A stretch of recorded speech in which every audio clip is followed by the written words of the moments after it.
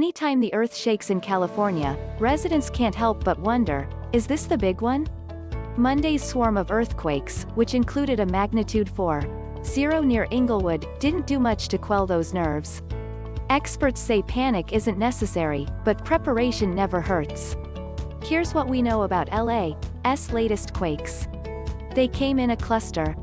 The first rattles started at 4:15 a.m., when 3 foreshocks struck near Inglewood, a magnitude 2.1, a magnitude 2.4 and a magnitude 3.0, all within about 3 miles of one another, according to the U.S. Geological Survey.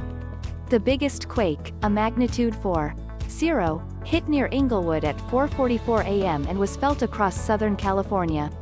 Nearby residents described strong jolts, with some reporting books and picture frames falling from shelves.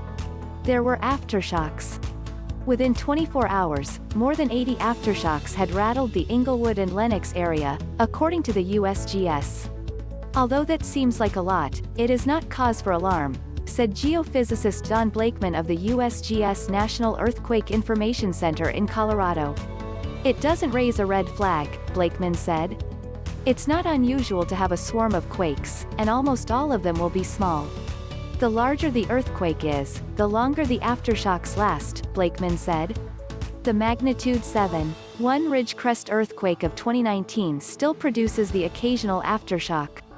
The majority of aftershocks in the Inglewood area so far have had a magnitude less than 2.0. A swarm like this does not necessarily indicate something big and terrible is going to happen, but there's always a tiny chance, since we can't actually predict quakes, Blakeman said. We can't tell you for sure what's going to happen. They were deeper than usual. The main shock was pretty deep for California, at about 12 miles down, said Paul Caruso, a geophysicist at the USGS National Earthquake Information Center. Caruso said earthquakes in the L area are typically about 3 miles deep. But 12 miles is far from the deepest. Earthquakes in Fiji and elsewhere can be as deep at 300 miles. The deeper the earthquake is, the less strongly people feel it, because they're potentially farther away from where the energy is released, Caruso said. They were probably not on a major fault.